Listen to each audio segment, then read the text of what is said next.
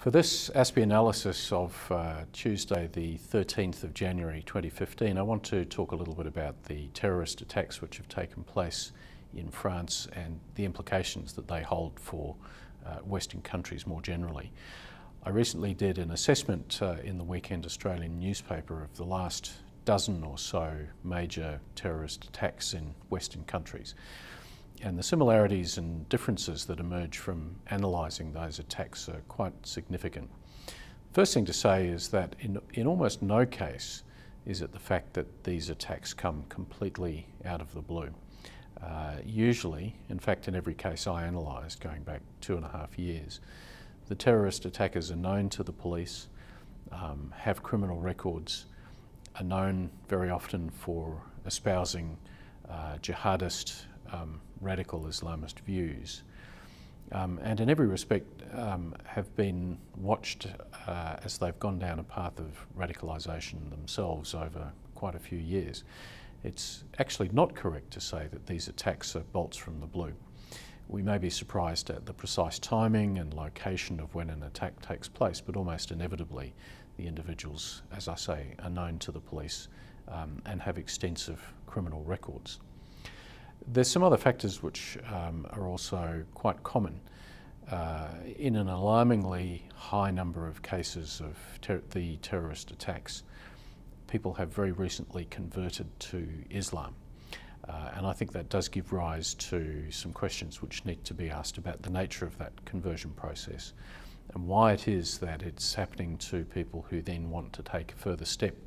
to take that conversion into the application of violent jihad. Distressingly also, a common theme emerges of people that have trained and been overseas, most recently in Syria, but also there are examples of people travelling to Pakistan and Afghanistan from earlier conflicts, where they've received military training, they've worked out how to handle assault weapons, military-style assault rifles, and they have some sense of tactical application of military techniques. That was very much on display in the Paris attacks of the last few days. Less so in some of the cases where individuals have been more the characteristic lone wolf, but there you also see a pattern of individuals with usually a history of mental instability as well as criminality, pushing them to a point where they take that final step into a political form of protest in a terrorist attack. All of these things, I think, do point to concerns that we in Australia need to have about a continuing terrorist threat. There's no doubt that the times at the moment are inspiring people to undertake violent acts of this nature, and I think we do need to be concerned about the impact of copycat terrorism. From my analysis also, I think we need to look again at the practices of connections between the police and schools and the police and mental health institutions, because they're the two areas where, looking at the age profile of many of these attackers, it may be possible to identify people who are moving along a path that ultimately leads to violent jihad.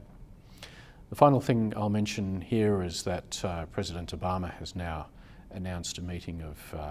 major US allies to take place in the middle of February, where there is going to be a discussion about the more effective management of violent jihadism. I think this presents a good opportunity for Australia to come to the table with a list of practical ideas and suggestions that the Western community should be able to implement to have a more effective handle on